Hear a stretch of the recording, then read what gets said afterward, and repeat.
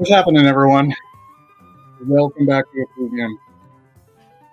Rachel and I have a wonderful guest for this Effluvium episode. We have Whitney Swales of Wit West.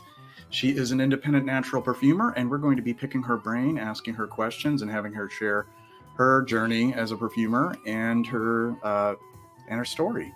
And it should be really exciting. She's an absolute delight, and yeah, we have 8 people currently tuned in right now. It is now 7:02 p.m. Eastern Standard Time here in Massachusetts. We're going to take a look at the chat very briefly here. And right now we have 0 activity, which is fine. But if any of the 8 people who are currently tuned in, let's do a little bit of a roll call, if we can at least get 4 of them. Oh, here we have somebody. Will is actually one of our participants in the Buy Me a Coffee promotion that I'm doing right now. We are Sentient, who left a message earlier. This is past his bedtime. He does have a question for Whitney later. I have that starred so that we'll be sure to include that when we have our discussion.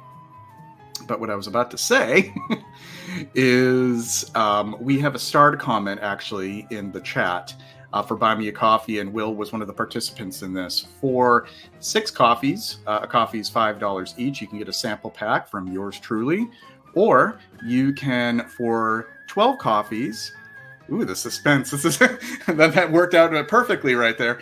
For 12 coffees, you can get 4 full bottles from my collection and a sample pack. The 4 full bottles are not, you can't request what it is. It's a grab bag. But I have not had any disappointed people thus far. So far, cross my fingers. But that is the promotion that I am continuing. We started that for last week when I did the Let's Spill a Tea live stream. So let's get things started here. I'm going to bring in my co-host, Rachel. Hey. Hi, how are you? Very well. Good to see you. Great to see you, JJ. I'm so excited to be here and get to talk to Whitney, who's amazing. I love her fragrances. I'm so excited. Yeah. We don't want to keep her waiting too much longer. We'll get this conversation started. We have 5 new chats here. We have Christy. Good to see you, Christy. Hi, Pat. Hi, Philippe. Testing Musks Kubla Khan and Fila Nagi this evening. Ooh, 2 classics from Serge Lutin. Junkie Scent. You made it in time. I know, it's been a while. We haven't seen you in a while. And scent of last night was another Serge, Borneo 1834. And Will's scent of the day, Santa Maria Novella Città di Kyoto. Another nice one. Excellent. All right. Well, why don't we get this conversation started? Without further ado, please welcome our guest, Whitney. Hi. Hello. Hi. How are you guys? Great. Good to see you. I'm so excited to be here. Thank you for having me. Thank you for accepting our invitation. And I'm already intrigued by your little perfume organ in the back with all the materials. So, well, I cleaned it up for you. Doesn't it look nice and clean? It looks so nice and organized. If I were there in person, I'd be picking everything up. What's this? What's this? What's this? We have Mr. Clean in the chat here. Okay, half in, half out. That's good. We understand some people listen to this as a podcast. For all intents and purposes, this is a podcast that you can also watch. Great to have you here, Clean, as well. And Christy says, hi, Whitney. Hi, Christy. And why don't we get things started? Whitney, I have some questions, and so does Rachel. What I want to start to ask is your relationship to scent, because I think that is such a fascinating part of somebody's journey into being either a fragrance enthusiast or somebody who composes perfume. So tell me, what are your earliest memories that are associated with scent that could have been sort of harbingers of what would come later on? Mm-hmm. Well, I've always loved perfume. It was a big part of my life. My parents really liked perfume, and it was like something they would give each other for gifts for Christmas. And then my dad, I grew up in Colorado Springs, and my dad owned a British import shop called Swale Hall.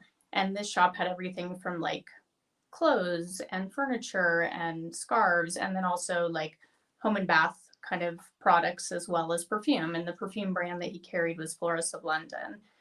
So back when they had like the body powders, so we had that, we had lotions, we had all the perfumes, and Lily of the Valley was one that, you know, I just really loved, and it was really cool. And I thought it was so cool that my dad sold stuff like that at his store. So, yeah, I mean, it's just something that I just thought was normal. I thought everyone liked perfume, but, you know, as it turns out, not everyone, but those of us who do really like it. We can revisit that later. That would be an interesting topic in itself. You know, the relationships that people have to scent. You know, not to digress too much, but as both of you may already be aware, fully aware, is that out of the five senses, smell is probably lowest on the totem pole as far as where people assign things, even though it is our oldest sense. And also it is the source of memory in ways that none of the other senses quite match. So that'll be interesting to discuss later. So you mentioned that in the shop, Florist of London was sold, and they had such things as Lily of the Valley. And you know, a lot of the British houses had their classic renditions of Muguet or Lily of the Valley. What were some of the fragrances that you wore when you were younger, or you received as a gift? Tell us some of the favorites that you had, you know, growing up, and then maybe even in early adulthood. I mean, I'm older than I look, hopefully. Hopefully I don't look as old as I am. But in any case, I grew up in the 80s and 90s. And so I remember as a girl, like when I was really young, besides the Florist of London perfumes, I also had Love's Baby Soft, which I just think is so funny now, because I just feel like I can't even imagine if anyone really wears it anymore. Like, I don't know that that's something that younger people like, but I remember really liking it. You know, and then in the 90s, of course, there's things like Exclamation. Tribe was one that I wore. I mean, it just kind of makes me laugh thinking about it. And then, you know, hit like the early 2000s hit, and it was like Coco Mademoiselle. And suddenly I was like wearing more sophisticated scents. I remember when my dad got me that for my birthday. It might have actually been my 21st birthday, or maybe it was a little, no, I can't remember, but it was early 20s.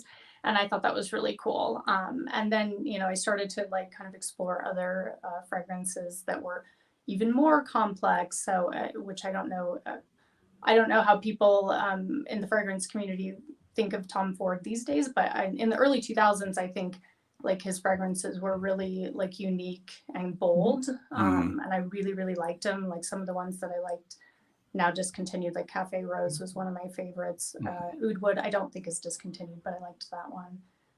And then, you know, as I've explored more kind of indie perfumery, because I've become a perfumer, I really love the indie perfumers. So Papillon is one I really like. I love Tobacco Rose, Spell 125.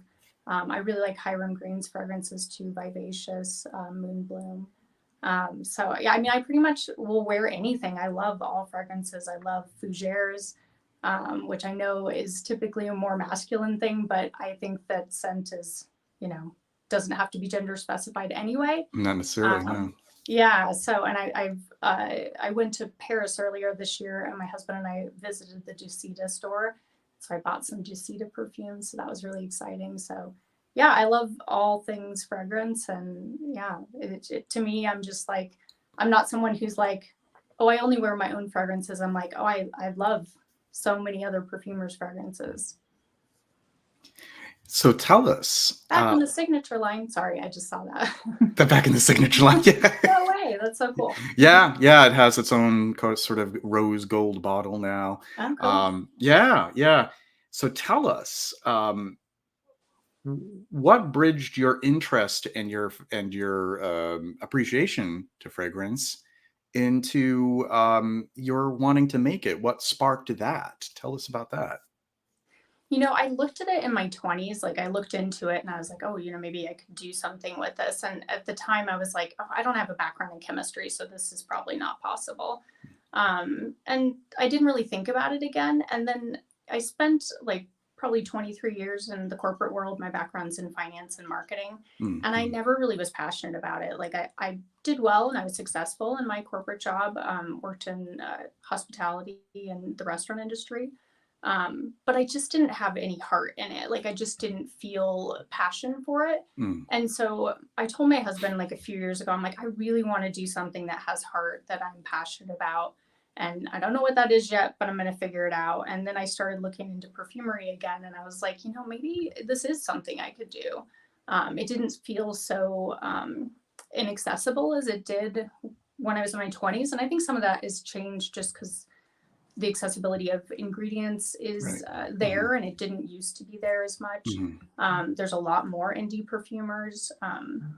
Even things like just accessibility of being able to start your own e-com business wasn't really there.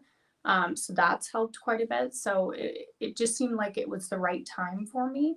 And that was about 4 years ago. So I started learning about perfumery. I studied with some different natural perfumers. Charna at the A of Providence Perfume. Oh, she's Mandy. wonderful. Yeah. Yeah. She's not far from me in Providence. Yeah. Not nearby. Yeah. Yeah. And then also Anya McCoy, who I don't know that she does much with her own brand anymore, but I really liked her teaching style actually. So did that for a few years and then told my husband, like, think I'm going to do this. I'm going to take the leap of faith. And so I did that in 2021. Lovely, lovely. So your concentration is all naturals, or do you ever do any mixed media? Is it specific to natural botanicals, correct? It is, and I will tell you, I think some people are maybe more orthodox than me in terms of kind of how they see natural ingredients. So I am not specific in that I don't say like, I won't use natural isolates, because I will. Like, to me, if it's extracted from a botanical source, it's a natural ingredient. I know some people don't agree with that, and that's totally fine. That's their, prerogative. They can make that decision. I don't judge people for how they decide whether something's natural or not.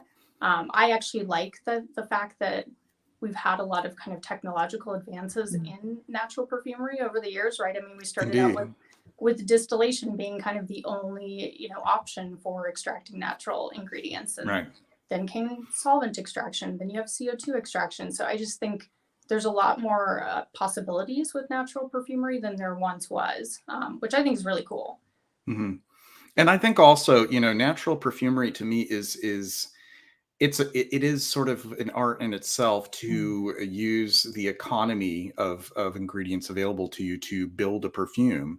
And I think that, and this is maybe a bold opinion for me, those natural perfumers who maybe have more of a heterodoxy may be a bit more approachable in that fact, because they may not be alienating those who have a love for perfumery across the board. There may be some more orthodox natural perfumers who have very staunch beliefs about, conventional perfumery and synthetics and ideas of what is considered natural. But I think that it's a very good perspective, at least looking at organic chemistry, to realize that the lines can be kind of blurred between what is synthetic and what is natural. And if we were to hold a certain orthodoxy where one's idea of natural is to have absolutely no involvement with any kind of chemical process, then it would leave you with very little to use, especially in the case of like you said, like solvent extracted absolutes, which really build the core of a lot of natural perfumes. We are using hexane, and hexane isn't growing from a tree or a plant. And natural isolates, the source of the feedstock is natural material. And it is evidence that organic chemistry begs the question, what does it really mean to be natural? So I like that you're open to using those natural isolates, and that's fascinating to me too. I loved, and not to digress too much, but I love what isolates can do, because they can do a lot of things for the natural perfumer in the absence of using synthetics, because they're more constituents that you can, so tell me, how do you incorporate natural isolates into your own work? Tell us a little bit about that. Because I learned from natural perfumers, I didn't have a ton of experience, probably a couple of years ago, but I've really tried to kind of focus in on that. So I took a class with the Grass Institute of Perfumery, because I was like, I want to learn more about synthetic materials and kind of get an understanding for them. So I've been spending a lot more time with them. So my use is not a lot in my existing line, but like my newer perfume, the Violeteer, I did use isolates in that one, when, you know, historically I hadn't used them as much just because I wasn't as familiar with them. But what I like about it too is it also allows a natural perfumer to better comply with things like IFRA. And I hate to like talk about Right. legislation, but there is some kind of challenges with being a natural perfumer in terms of being able to comply with IFRA. And so that gives you greater flexibility, which I think is really important. And so that was kind of my other impetus for wanting to learn more about isolates, is I wanted to make sure that, you know, I was able to comply and that I didn't have any issues with that in the future. Yeah, yeah, and that totally makes sense because it is like a jungle having to navigate through all of the restrictions of IFRA, and by using for folks who are tuned in, by using natural materials, there are a lot of natural materials where there is such a restriction because there might be certain constituents in them that can only be used for a fraction of a percentage. So enabling a natural perfumer to use these isolates means that you can extend something in a way that you wouldn't necessarily be able to extend with a group of natural materials. So I can totally see where that could be helpful when dealing with the challenges of IFRA. Which brings me to my next question. What is it that you find most challenging in composition, especially within the framework of natural perfume? I mean, you know, the kind of obvious ones of a lot of people are like, oh, natural perfumes don't last as long, which, you know, I can kind of understand the kind of hesitation as a person who loves perfume to buy a natural perfume because they're like, oh, it's not going to last as long. But that's not always true. You know, certainly if it's, I have 3 Eau de Colognes in my line and they don't last as long. But to me, that's kind of what an Eau de Cologne is. It's meant to be kind of spritzed, Exactly. you Yeah. know, frequently throughout the day. It's like a refresher kind of thing. So to me, that's okay. But certainly that is a challenge, is trying to make them last longer, because we just don't have the options of base notes that you do with synthetic ingredients. I don't have the options of a lot of the musks that exist in synthetic ingredients, other than ambretolide, which is a natural isolate Mm-hmm. extracted from ambret seed. But yeah, I mean, those are kind of Gorgeous a stuff. challenge. I know, I love it. It's actually Yeah. amazing. So that's one. You asked about natural isolates and how I use them. That's one I love. I'm like, that one's beautiful. And Um, that's perfect for extending an ambret seed note, which is out of exactly. necessity too, because ambret seed, essential oil, and absolute are extremely expensive. Oh, that Beautiful too. stuff. Yes. Yeah, yeah, Yeah. yeah. That's another challenge that you bring up, is that natural ingredients are incredibly expensive. Some of them, you know, are so expensive, and they're also very hard to find too. Right, right. One of the ingredients I use in my perfume, Gardenia Ono, is a Gardenia Absolute. And Gardenia Absolute is very hard to find just generally. Tahitian Gardenia Absolute, impossible to find. Yeah.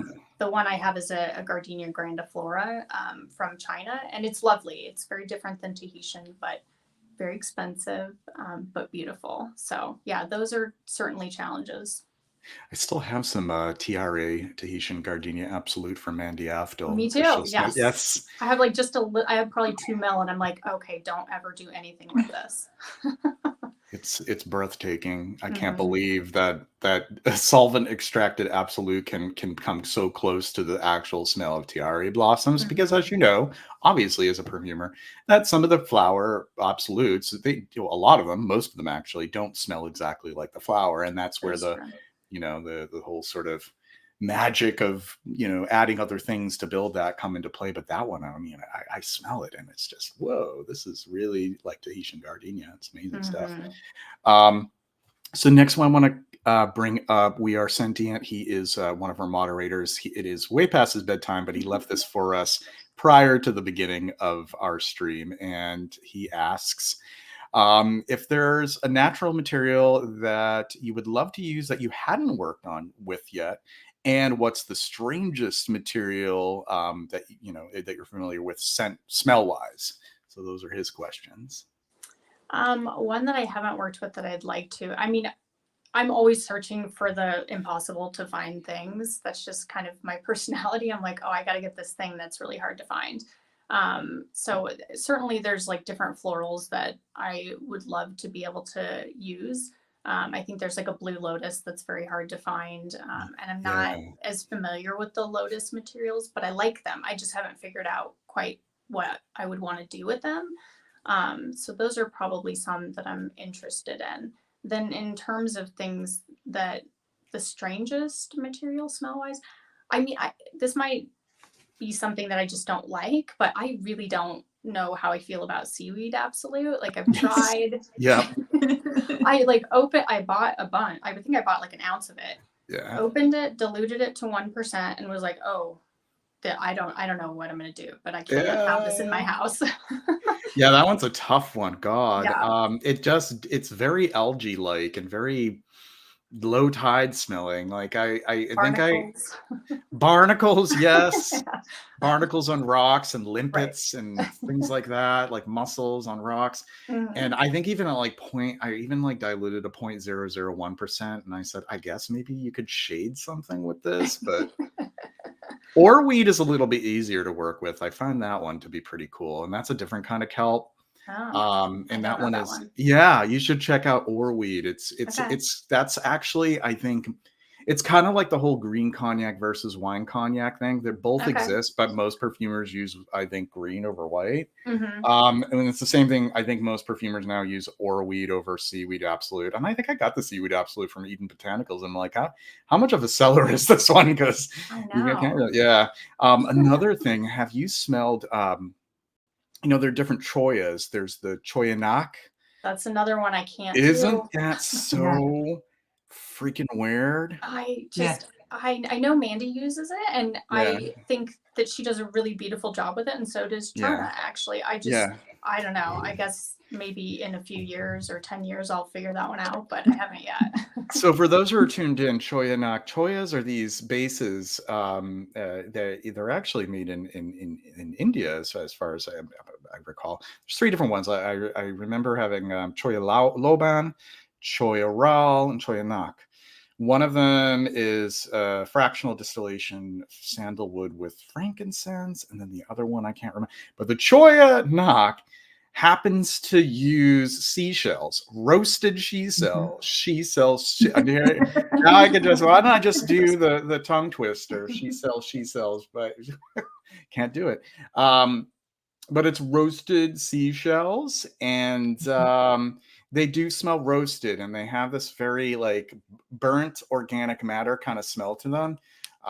But I guess, some people have an ability to, I just could not, like, I remember in doing experimentations, like the tiniest amount I felt like took over everything. Mhm. So I that's agree. well, that's a challenge in itself too, that I'm sure you can relate to, is figuring out how much or how little the material is necessary. Mhm. Because you're Yeah. going to have some materials that are so high impact that you find out very quickly that if you don't dilute them to like 0.001%, or even lower, even a higher dilution, that they can completely take over whatever you're working. And then you have these others where it's like you have to understand that they're so temperamental and they're so sheer that you add one wrong thing with it and it completely disappears in the blend. That was the other thing I recall as well. So strangest materials, indeed. Let's check the chat here and see if we have any other questions. And then Rachel's going to be up to ask you a few things. Let's take a look. Wit's fragrances seem impressively affordable considering the use of naturals. So that's a selling point. And let's see, Christy, in response to the CBD Absolute / Choyanaka ew. Am I speaking English? I think I tried to break it down in layman's terms, but I know when perfume nerds get together, we can go off on tangents. Great to see you, Fernando. Rachel, why don't you take the floor here? I know that you had some excellent questions to ask Whitney. Oh, thanks, JJ.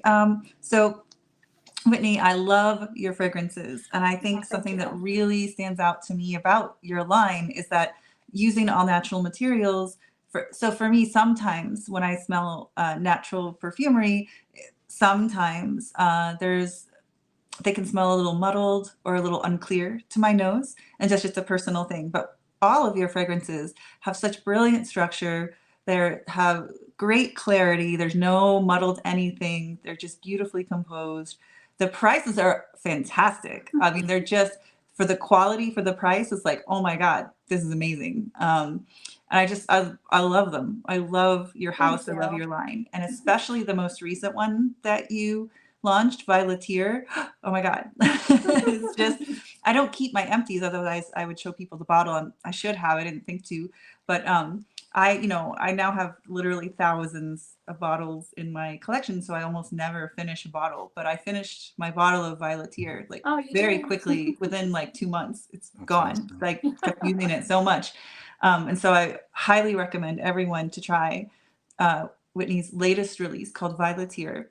It's absolutely amazing. And I wondered if you might just tell our audience a little bit about the process, the idea behind this fragrance, why it's so special and interesting, if you don't mind. Yeah. We would love to hear. Yes. Well, first, I think I'll tell you that this was a challenging perfume for me to make.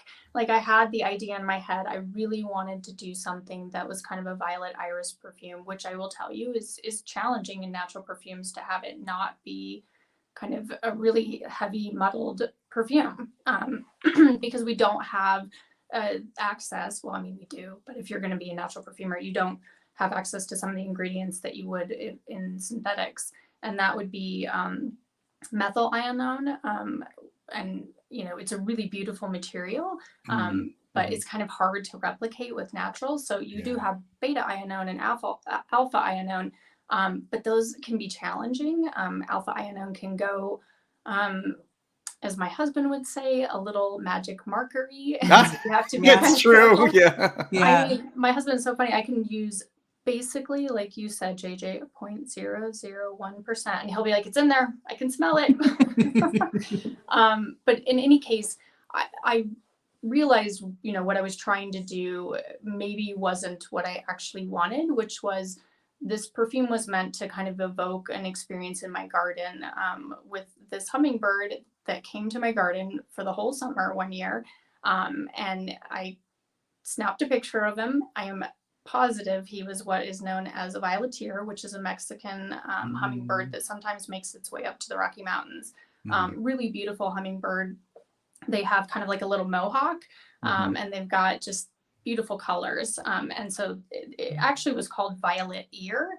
And then they combined it into one word. So that's why it looks like Violet Ear, or looks like the Violeteer. But it actually just means that its ears are violet. But anyway, so that was the inspiration, was this cute little hummingbird that I just loved so much. And he just kind of hung out in my garden. And I have irises in my garden that do smell. So contrary to popular belief, irises can have a smell. True. A lot of people think that, it's just, the rhizomes, and that the orris is what's used in perfumery. And it's like, yes, on a commercial level.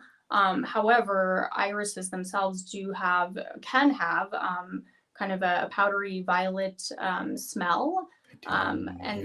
Actually, like bearded irises. There's a ton of different species of them that can smell like everything from kind of grape soda to, kind of this powdery violet that I have. And so I had been working on an enfleurage extrait, extraction from these irises in my garden for a couple of years, and this was my opportunity to kind of use it. And as I had thought more about, the inspiration behind the perfume being, my garden and this hummingbird, I was like, maybe I should make this a fougere. I really love fougères, and I feel like that this could actually be something kind of unique and different. And while fougères tend to be, kind of more on the masculine side, I really tried to push this one to be more floral. So it has rose and mimosa, and obviously the staples in the accord for fougere, lavender, tonka, oak moss. But yeah, that was kind of the background, Rachel, is that this was like a perfume that I struggled with, because I was trying to do something that I realized wasn't really what the perfume wanted me to do. And then when I finally figured it out, it kind of came to life. Wonderful. We have an intriguing question here from our friend Sweet Milk. Have you worked with durian? New to the channel. Welcome, Sweet Milk. As in the fruit? I don't know. As in the fruit, yes. I don't know that it is I mean, I've not heard of it being used in natural perfumery. Have you, JJ? No, I don't think it can extract anything like most fruits. Yeah.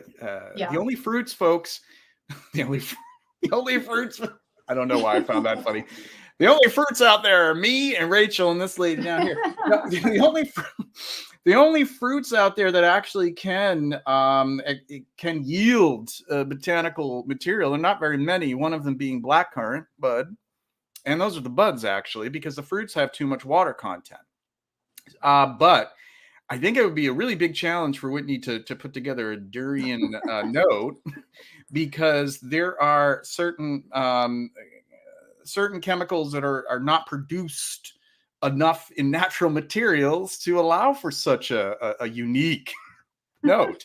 But as far as my knowledge, there are things like tropathiane and oxane and these synths in more conventional perfumery where you could, if you wanted, to put together maybe a durian note. But as we know, durian isn't exactly the first tropical fruit we think of when we want to smell tropical fruits in a fragrance. But thank you so much for your question. Okay, back to the chat here very quickly, and then we're going to move on to Rachel's next question.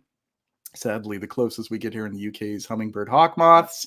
That's true. They don't have hummingbirds there. Yeah.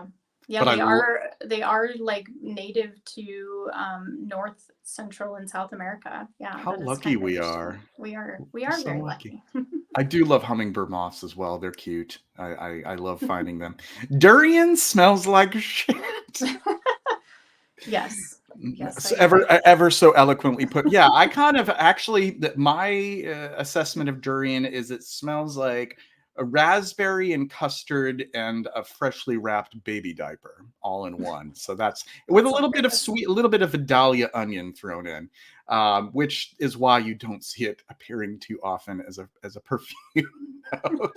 I do like the taste of durian though, so very subtle. I mean, not like out of the fruit, but like in milkshakes and stuff like that and candies. All right, Rachel, back to you. Next question. Thank you, JJ. And I apologize. There might be some noise in the background. That's my 5-year-old son, Winston.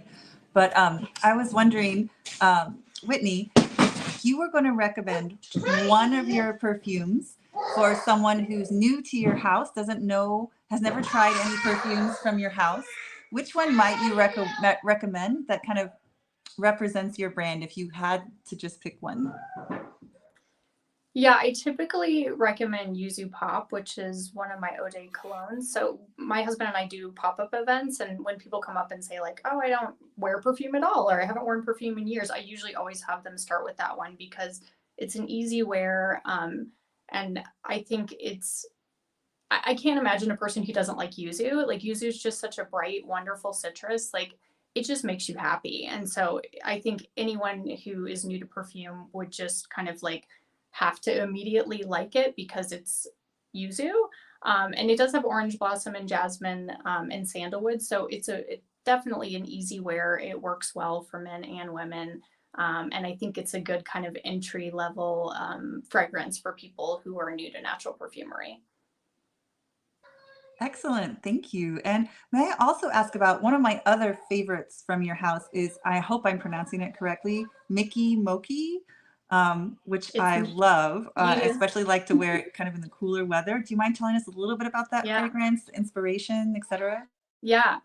It's Miki Mochi. And I know that you and I chatted about this and kind of what the name is. And so Rachel and I both have Shiba Inus. My Shiba's name is Mochi, which means rice ball in Japanese. And then Miki it's a name in Japanese and it means beautiful. And so this little dog is just the light of my life next to my husband, of course. But the perfume is named after her. And the reason I named it after her is because it is an osmanthus focused fragrance. And osmanthus is it's a shrub that's actually in the lilac family, but it doesn't smell anything like a lilac. But it is native to Asian countries like Japan and China. So I just felt like it was a really good opportunity for me to name a perfume after my sweet little dog. And so this perfume is osmanthus, mimosa flower, orris, sandalwood, and then also davana.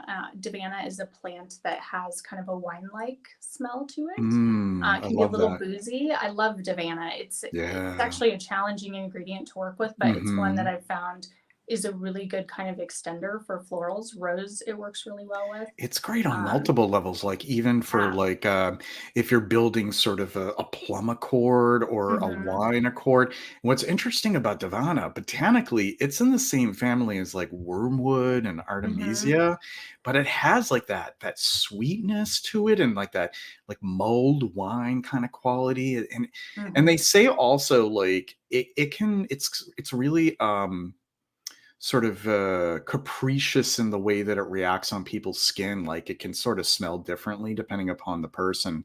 One of Mhm. my favorite materials. I was just so Yeah. excited to hear you mention it. Yeah, it's one of my favorites too. I also use it in my perfume Rosé LA again because it has that kind of ability to extend florals, Mhm. and it works so well with rose. It gives that kind of like darker rose if that's what you're going for. Oh, totally. Kind of like almost Damascones. It's a good replacer Mhm. for Damascones. Yeah, yeah, Yeah, totally. exactly. Great, great. And thank you so much. I have kind of two more questions about your fragrance line before we kind of move on and change topics. One is, so a lot of JJ's viewers, myself included, really love green fragrances, kind of more traditional, like fougere type fragrances. If you are recommending to some of our viewers who fall in that category, who really love green fragrances, chypres, fougères, that kind of a thing, what fragrance from your brand would you recommend that they try? Well, we did talk about two of them. So the Violeteer is a fougere, Miki Mochi is kind of a green floral.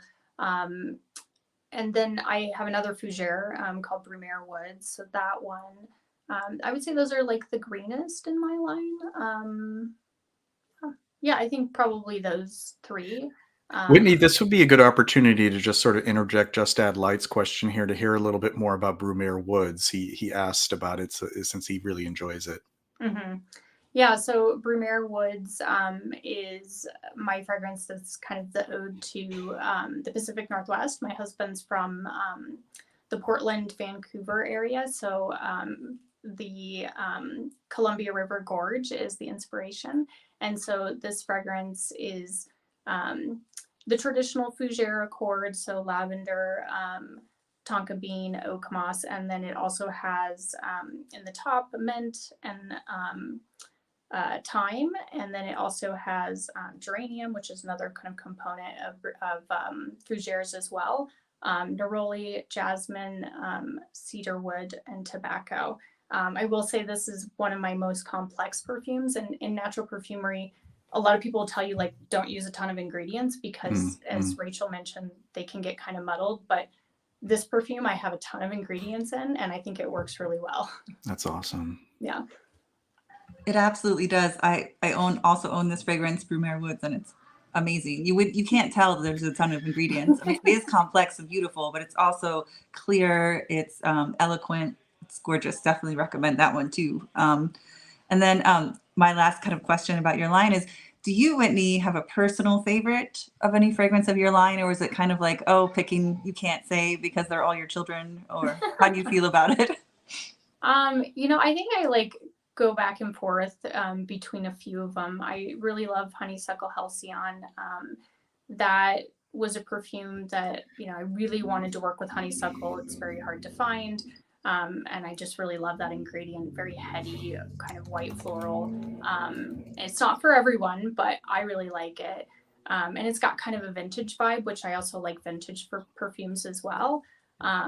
And then I also have one, and maybe I'm thinking this because it's like fall, and so I'm thinking of my fall fragrances. I also have an amber perfume called Jasmine Pet Noi. It's kind of a spicy floral amber. And I think that is a really good one as well. Again, I like the kind of vintage fragrances and ambers, fougères, chypres. I don't have a chypre in my line, and I've got one kind of in the pipeline. Exciting. But yeah, I'm definitely a fan of the vintage style fragrances for sure. Well, you're in good company. You sure are. We love our vintages here. So I think we caught up. Oh, here's a question here. Let's bring you back, Whitney. Do you ever work with eucalyptus? back there. Is eucalyptus somewhere amongst all of those little vials? No, I think I saw another comment that was talking about stargazer lilies. And to that question, I have not. There is like there are enfleurages of lily, but it's not like a very common ingredient in natural perfumery. So that was the answer to that question. If I can ever find it, I would love to find it. Eucalyptus, I haven't, and I think partially because there's certain ingredients in natural perfumery that can start to me to smell a little bit too much like aromatherapy, and so I kind of shy away from them. Though I think eucalyptus is beautiful, but I'd have to think about kind of what to do with that. And maybe that could be something in an eau de cologne. That's where my head starts to go, is like kind of a fresh eau de cologne. Right. I recall Amanda Aftel actually sold small quantities of eucalyptus absolute, which smelled gorgeous. Yeah. But that was a while ago. And eucalyptus essential oil is really tough to use. Yeah, that's what I was thinking. Yeah, that's a tough one. I think that sometimes, conventional perfumers can kind of get away with the approximation of like a eucalyptus leaves without all the camphor. Of course, there's going to be somewhat of a camphor element, but the essential oil is like totally, like you say, it's like aromatherapy time to open up the sinuses, time for a spa treatment. Yeah. I remember working with some materials, and I'm like, I'm not sure if this is going to work out very well in perfume. Yeah, like there's a lot of these essential oils that definitely see a lot more action in the aromatherapy world. So. And then are those stargazer? Let's it looks to be Asiatic. Yeah. In the Asiatic. I love the smell of Asiatic lilies, like Casablanca lilies and stargazer lilies. It's wonderful stuff. So, yeah. So, Whitney, you mentioned enfleurage. I know that you do your own enfleurage of some materials, like, for example, in your brilliant violets here, I know you did your own enfleurage of flowers from your own backyard, of the iris flowers. Do you mind talking about a little bit how you do that and how often you do that and what the process is like? How is it? I imagine it's extremely difficult. It's very labor intensive, and it took me a couple of years of kind of tinkering to get it right. I made some very, amateur mistakes in the beginning. For example, so I guess I should back up, and in case people don't know what enfleurage is. So basically, it's a traditional French method of extracting scent from flowers, and typically you want flowers that kind of breathe their scent for several days. So it's usually the delicate flowers that, you can't really extract their scent very easily. So lilac is one that I do. Irises, like Rachel mentioned. Roses is another one that I do, as well as peonies. And so basically what you do is you take a glass tray, and I don't have the really fancy like French trays. I just use like a regular kind of baking dish. And then you put a thin layer of fat. Could be some type of animal fat. I use coconut oil, scentless, and that was one of my rookie mistakes in the beginning, is not using scentless coconut oil. Does not work. You cannot use coconut oil that has a scent. Oh no. That is a super big bummer when you figure that out and you're like, oh, I just wasted all of these flowers, but that's okay. Now I've learned. And so you put the flowers on the fat, let it sit for a day, sometimes longer, depending on the flowers and how long they breathe their scent. And then you remove them, replace them again. And sometimes, like what I do with my lilacs, is up to 40 to 50 times per tray. I'll be replacing them over the course of the very short window of the lilac season that we have here in Colorado, depending on weather, because sometimes it can snow and destroy all your lilacs. Oh no. I know, it makes me so sad. That happened to us, not this year, but last year. We lost like a whole season of lilacs, so that was a giant bummer. But basically, once I do that, like some people will just use the fat and have like a solid perfume. And what I do is extract it further. So I basically take the fat, put it in a jar with 190 proof alcohol, which is basically perfumer's alcohol, and let the alcohol absorb the scent from the fat. And that's usually like a multi-month process. Because it doesn't happen overnight. And then once that happens, then I have to like cold filter it multiple times to get the coconut oil out of the alcohol. And then what you're left with is a very clear, you know, you would be surprised looking at it. You're like, oh, a natural perfumery ingredient that's completely clear and it actually smells like something. It's like shocking. But what you're left with is this really wonderful extrait. And it is not super long lasting, I will say that. So what I do for the Violeteer specifically is it is a large portion of my perfumer's alcohol in that perfume, just so that you can actually smell it. So yeah, and that's the first one that I have in kind of my limited edition line that has an enfleurage extrait. And I've got like several other ones, like I mentioned, rose and peonies and lilacs that are kind of waiting for perfumes that I've got in the pipeline. But very exciting, and I hope to have those released at some point in the next couple of years. Nice. I'm excited for the idea of a peony note in natural perfumery and the I know. yeah, yeah. I actually heard you were mentioning Lotus Absolutes, and I heard that I don't know if I don't know if it's Blue Lotus Absolute, but it's Pink Lotus Absolute that has almost smells sort of peony like. But as far as how much you can use of that to achieve it, I mean, as you know, the Lotus Absolutes are like super, super expensive. But Yeah. we actually have a question here from Catch My Whiff. Do you have the space to construct greenhouses for the flowers? I don't have, I mean, I wish I did. Well, actually, I guess I could, but I think my husband might kill me if I did that. But we have about an acre of land. And so very fortunate. My husband just happened to have this house before we met each other and before we got married that already had this really amazing garden. And we've got 4 lilac bushes. They're like probably 30, 40 years old. We've got, I think it's like 25 rose bushes now. And then we've got a few kind of large peony shrubs. Which is really cool. And then we've got a ton of irises too. So we have the space for greenhouses. I just don't think my husband would love it if I had a new project like that. But maybe I'll ask him. It'll be a little ambitious, but. And so, Whitney, if you don't mind me asking, and please feel free for this question because it just popped in my mind. Feel free to say pass. I'm sorry, I don't want to comment. But you mentioned several projects coming down the pipeline. Would you be willing to share any of those with us or give us any hints? I will give you one hint. Well, actually, maybe I'll give you 2. Okay, so one of them is going to be a lilac-centric perfume. And so that one is probably going to be 2024, hopefully in the spring, we'll see.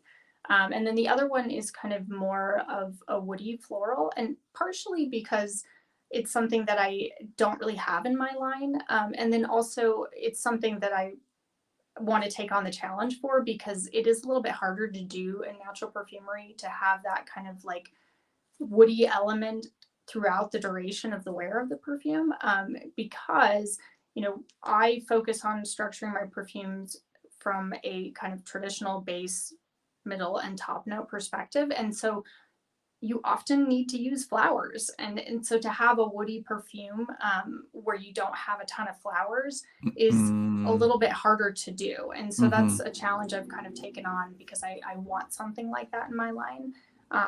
But anyway, that one might be a little bit later because it's a challenge that I'm working through, kind of like the Violeteer, where, you know, I started somewhere and who knows where I'll end up. But yeah, so hopefully that answers your question, Rachel. Yes, thank you so much for sharing. We're thrilled to be here to hear that insider knowledge, have that insider knowledge. Thank you so much. For sure. And then my next question is, you know, you're an independent perfumer, you run your own business. Would you mind telling us, who are not perfumers, who don't run our own perfume business, what is that like? Do you spend most of your time creating? Do you spend most of your time packing boxes? Like, kind of what is it like day to day? What's the experience of running your own perfume company? Yeah, you know, I wish I had more time for the creation process. I really have to kind of set aside a few hours each week to do that. And like you said, Rachel, it is challenging to be an independent perfumer who also does everything for your business. You know, everything from managing your own website to your social media to email marketing. You know, now I'm like trying to write more blogs on my website. My husband and I do a lot of pop-up events, and, you know, we're trying to kind of expand our wholesale business. So we've got a lot of different projects that we're working on. And my husband has his own full-time job. He's an aerospace engineer. So he very kindly helps me with our business when he can, but he's dedicated to his job during the day. So I do as much as I can during the day, but sometimes it's kind of hard to find that space for creation. But yeah, I mean, I think it's a challenge to figure out how you can get it all done. But what I do like about it that's different from my corporate life that I had before is, no one's telling me that it has to be done tomorrow, whatever it may be. That's really kind of up to me, which I like having that kind of flexibility to make my own destiny and kind of focus on what I want to focus on, which is not how it is in corporate America. Right. Amazing. Thank you. And I have just one more question from me left. And then after that, JJ and Whitney, I'll have to unfortunately take off. I have to go back to work tonight because there's just stuff going on. But thank you so much for letting me be here to talk to both of you. My last question is, I run a perfume club for high school students, and they all want to know, what advice you have for anyone who's 18 years old or around that age, just starting out in today's perfume world and wants to be a perfumer. What advice would you give them? I think maybe I'm a little bit biased and I'm looking at it through the lens of my own situation, but I still think that this is relevant for most people. And that is that I think you should start doing something else so that you can gain kind of experience in another area. So whether that be in business, or depending on if there's someone who has like other ambitions from an artistic standpoint. But I think the thing about perfumery is it's not necessarily something that you're going to be able to start like at the age of 18, because it's kind of an expensive business to start for one. It also takes a lot of years of training. So to me, it's something that you can kind of do while you're doing something else, in terms of learning about it, learning the materials, studying the materials, learning how to build accords, things like that. Like, I feel like that's something that you could do, kind of on the side while you're either going to college or while you're working another job. And then you can gain other business experience at the same time that you can then leverage later in a business that you launch. And so to me, I feel like it's something that would be, personally for me, I would have been like challenged to launch something at, the age of 18, 19, 20 in terms of a perfume business. And so I think, the world is your oyster when you're that young, like gain all the other skills, gain the business skills, gain, whatever skills you need to gain, be able to have financial stability, and then learn perfumery kind of in the process and in the background. And then I think you'll be better prepared, later in your 20s or whatever, early 30s, to be able to really take off with something like a perfume business. But that's just kind of my take. I don't know if JJ has another perspective on it too. I have a very similar perspective. That's actually really sage advice, to be, mostly be realistic and know what you are up against, because there's going to be a lot of challenges. This kind of hobby, while it is so rewarding, it's not always comfortable, and it comes with risk, and it comes with using a lot of materials and wasting a lot of materials, and a lot of the not so fun stuff of like, if you ever, even start a business, which I didn't get to, but I was coming close to it. You have to do a lot of the boring stuff to kind of keep things going and just to be prepared for that. And I think you're absolutely right, Whitney. Don't be too ambitious as to think that you're going to make a full-time career out of it. It's not to say that you can't, but to, keep your full-time profession, see how things develop on the side, and just see where it goes. And it's very expensive as well. So we know how expensive it can be. So just don't go over. But this is my lesson as well for people who are beginning. Don't go overboard buying materials.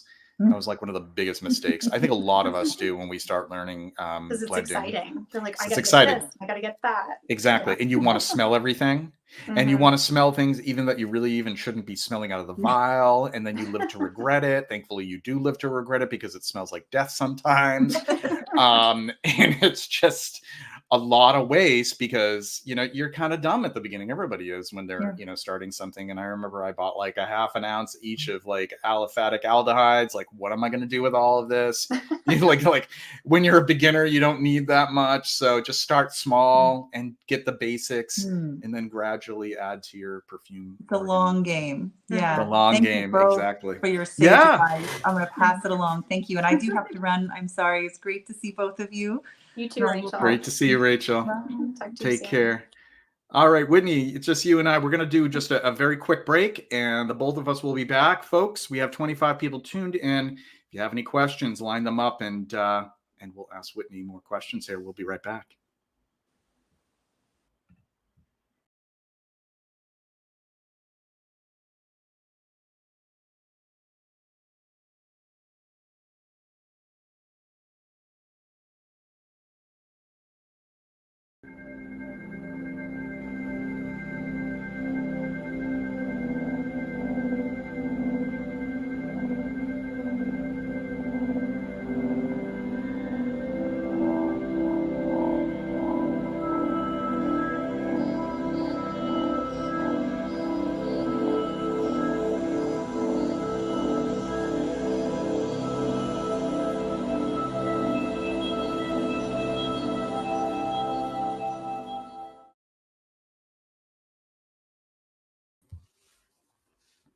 Okay, we're back, and we have for this episode, we have Whitney Swales of Wit West. We're going to bring her in just a second. For the folks who are tuned in right now, if you have any questions, please be sure to drop those into the chat so that we can have them all lined up for Whitney to ask. Whitney is going to be brought right back in here. Welcome back. And Catch My Whiff has just announced he has grabbed sample sets. Oh, so lovely. That's exciting. Flavor Sauce mentioned psychedelic, my intermission, my psychedelic mandala kind of intermission. I kind of like that, you know, 70s looking kind of like op art, video art kind of stuff. So yeah, so we're going to be running here for just another hour. We'll be ending at 9 p.m. Eastern Standard Time. So Whitney, tell us, you know, tell us a little bit about your process. Like, you know, when you're putting together a perfume, do you start with a theme? Do you start with just dabbling with the chords and bases and putting together kind of like sketches? How does that process begin? Is it a deliberate process or is it sometimes accidental? Share with us a little bit the process of developing your perfumes. Yeah, I mean, I think I have like tried to kind of hone in my process over time because this is a thing that can happen in perfumery. You mentioned buying too many ingredients that you don't really need. The other thing that can happen is just kind of like time wasting, and not because you mean to, but because you don't have a solid idea of what your concept is or what you're trying to do. And so it's very easy to kind of get lost in the weeds and like spend a lot of time on something that's really going nowhere. And sometimes that can be helpful and you can learn from it. But what I've really tried to do is kind of figure out, you know, some kind of basic accords, which are, again, it's a little bit different in natural perfumery. Accords don't work quite the same way unless you're working with natural isolates. Like if I'm going to build a rose accord using natural isolates, that's, you know, certainly possible. And I do have one of those. But otherwise, you know, I might spend time on, okay, I'm going to build like kind of some basic top note accords or some heart note accords or base note accords that I can then use for future perfumes. And so I banked kind of a number of those.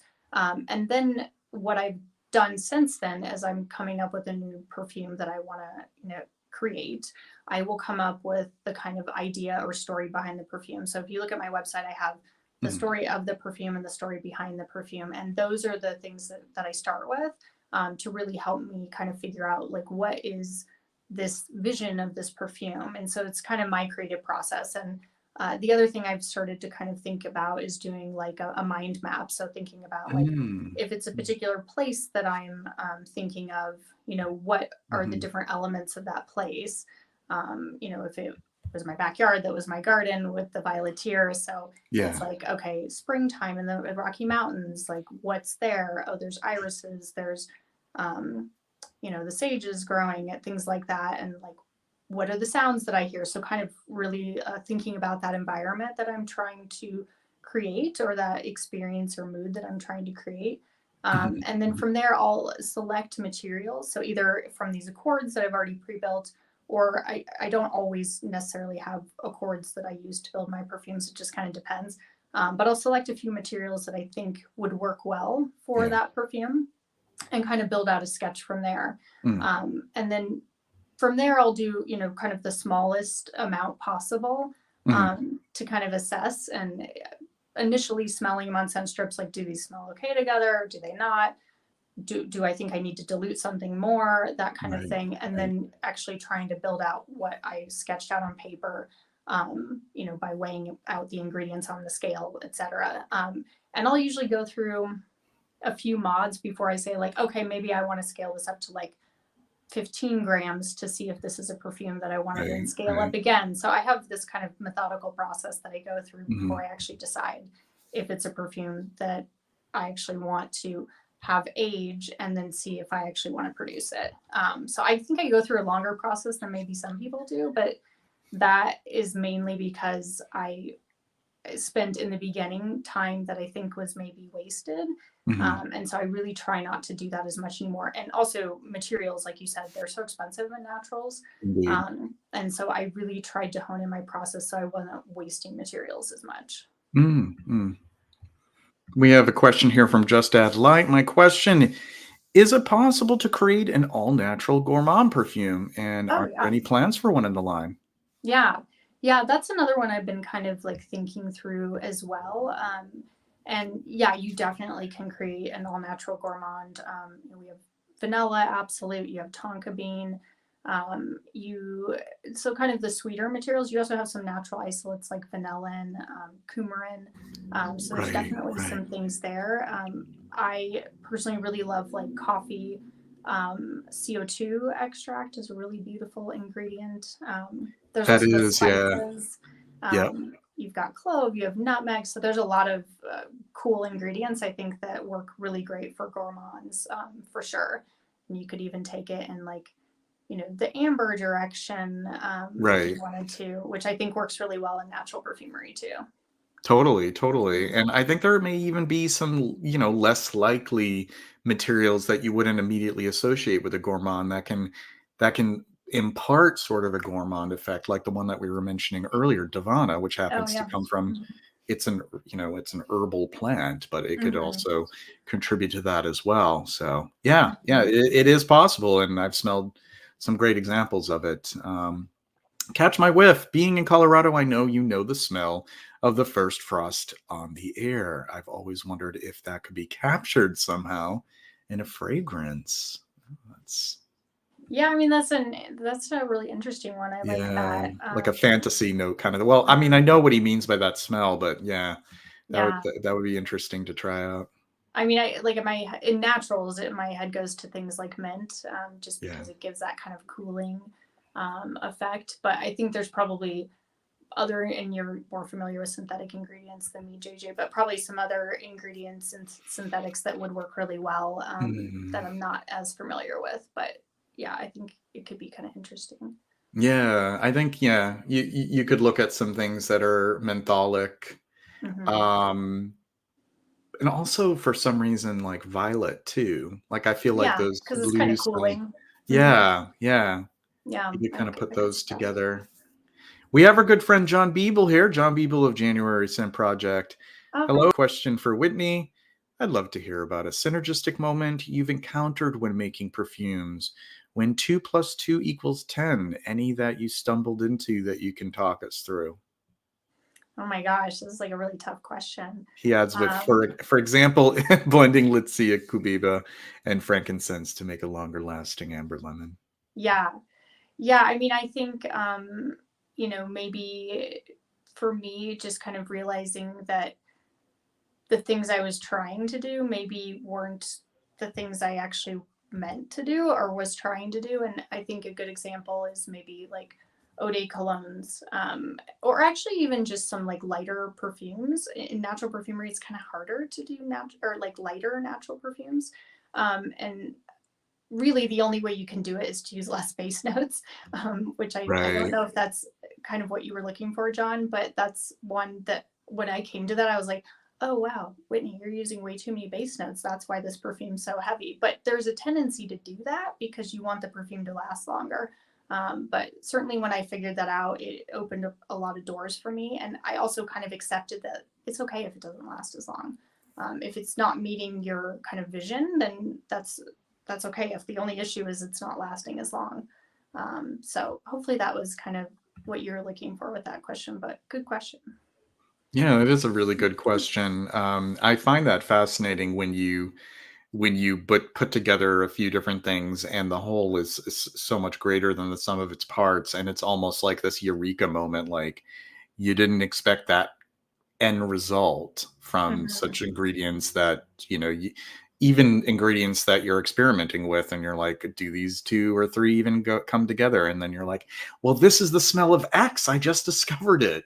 That could be really exciting. So Mhm. John Beeble says that's a great answer, and he thanks you for that. And thank you, John, for the excellent question. um so, are there some things that you wish that you could do as a natural perfumer that seems to be nearly impossible to do? I'm sure some people think of that, like who are so used to, conventional perfumery with the use of naturals and synthetics. But what are some things that, if it were possible, you would do with the natural materials that you have in your possession? Yeah, I mean, I think one that comes to mind is kind of that aquatic Mm, effect that you mhm. can use with like hydroxycitronellol, calone. Like, I love that. I just think they're Yeah. beautiful. Can't be done with naturals. I mean, you can kind of approximate it, but there's just really no comparable ingredient that works that way. The other one I would say is, and you can sort of do this, it just doesn't work quite as nicely, and that is Hedion. Hedion just has this ability to have this transparency in perfumery Mm, that I mhm, wish I could kind of figure out with natural perfumery. And there's mm, other things you can do. It just doesn't do quite the same thing. yeah, true, true. Is there something? No, I don't think that there is anything similar to Hedione, like as a natural isolate. Maybe something that kind of approximates that effect, but I mean, Hedi, maybe someday someone will make something because it technically, and John can probably speak to this too, but it technically is naturally occurring in jasmine. It's just that I believe it would be so like incredibly expensive to extract it from right. jasmine because it's such a small amount that exists in jasmine that it's just not even worth it. It's not economical. But Yeah, maybe someone will figure it out one day. perhaps. I mean, we have, there's new technology developing for both aroma chemicals and for naturals as well. The Mhm. ability to extract botanical materials in ways that were unprecedented. So we might have something similar to that in the future for sure. Mhm. Catch My Whiff says, I love mushrooms, and to my nose, not all mushrooms smell the same. Do you work with that note at all? And if not, is there an interest? Good question. Yeah, I mean, I like it. It is an interesting note for sure. I think it goes really well with Oris. It can give, kind of that like to me is kind of like a damp earth smell to it. But Mm-hmm. I think it can be like a good ingredient to use. I just haven't played around with it very much. But I have it. I actually do have some of it. And now I want to think about it some more now that you mentioned that. So thank you. Yeah, isn't it a type of bolete mushroom? What is it called? I thought it It's was a Isn't it usually a porcini? porcini. Is you? Oh, I almost want to look at my little spreadsheet on my phone for the one that I have in my. I can't even Maybe remember if you know what. of another one, you should let me know. Yeah, Because I think I've gotten one from I thought it was from Mandy that was porcini, but maybe it's that's kind something of else. wild. Or So maybe Hermitage has it. I the can't one that remember. I had, seeps absolute. Oh, that's what Mandy has. That's right. Yeah. Mm-hmm. And it's wild. It smells really umami smelling, like very Mm-hmm. meaty and very like savory smelling. And I found That's it right. really fascinating but challenging to use um because it is so intense in that respect. But And I guess that kind of makes sense because mushrooms are really fascinating organisms. Like the mushrooms are actually the same material, keratin, that is also found in animals. They're kind of a little bit more closely related to animals than to plants, which is fascinating. So that kind of would account for the meatiness of it, perhaps. But yeah, I actually have like a little, I have a row in, I have everything listed, for a certain, to build a certain kind of note or record for mushroom and fungal. Most of them end up being, synthetics like octyl acetate, octanol 3, amyl vinyl carbonol. But I have that oarweed absolute that I mentioned. That's right. And there's the seaweed absolute mention. Hey, no wonder why you were a little disappointed with putting an aquatic accord with the seaweed absolute. It's not exactly what we have in mind with a classic aquatic fragrance. But they do show up here in my notes for something mushroom or fungal. And I do like the idea of mushroom and fragrances. There's one by Aritza Legon, Chypre Mousse, and it has a notable mushroom note in it, and it's really convincing. Really a left field kind of Chypre, but one of my favorite fragrances of all time. It's easily like top 5. Catch My Whiff says, I love a good soil note too. As opposed to a soiled note. We were talking about durian earlier. Yeah. John Beeble says, well said. Hideon kind of lives in that twilight of natural and synthetic, naturally occurring, but very difficult to collect as a natural. There's a few things like that where it's just so unfortunate that you can extract so little of it from nature. Yeah. So what are some of the other materials or notes that you haven't incorporated into your work yet that you'd like to maybe pursue in some of your further works? I think well, I mentioned that I would like a Chypre. I know that wasn't just one material. I mean, it's hard. Well, we could talk about that too, because I love the idea of a Chypre. That sounds yeah. I mean, it's one that I'm like, I don't know if people really like Chypres as much anymore. Like they're not considered modern, I guess, but I think that there's a way you can modernize them. And that's something I've been kind of like playing around with, like, how do you modernize them? Because I feel like it's just, I don't know if it's the labdanum piece of it that makes it less appealing, or I'm not really sure, but I personally really love labdanum. It's like one of my favorite ingredients, but I do think that it has kind of a like vintage feel to it. And so I'm not really sure how to make something more modern that's a Chypre, but I'm going to figure it out. That's a good question. I think some people would argue that the amount of an oak moss in it may make it feel like it's not very modern. But then again, that's just so critical to a Chypre. A Chypre without oak moss would not really seem like the oak moss, because I guess the oak moss does give it the vintage vibe too. But I think, I could see that. I mean, give me all the oak moss, no matter how it's put together. I mean, it can be natural, synthetic, as long as it smells like an oak moss note. Love it. Even if it's like a ton of Evernow, which was used like crazy back in the late 60s and early 70s.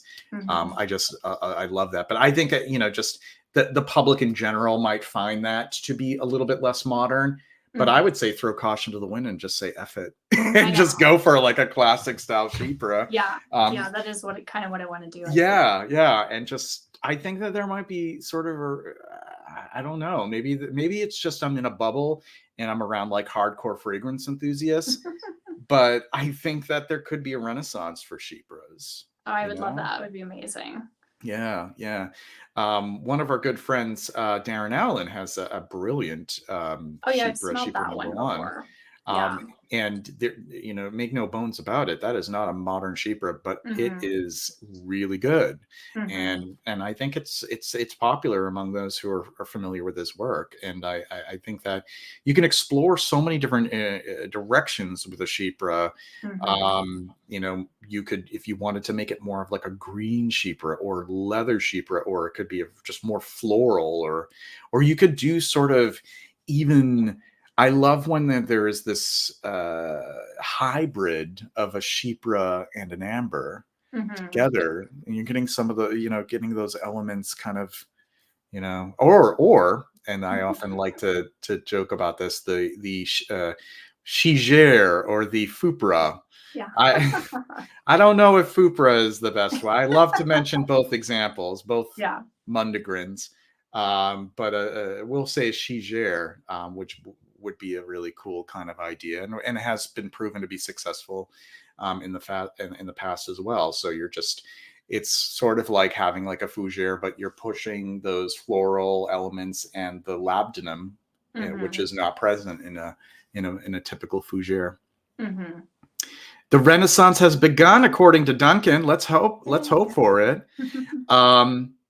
So we've talked about chypres. You love fougeres. Are there fougeres out there in the world of perfume that you are fond of, that are close to your heart? And chypres. Let's talk about that.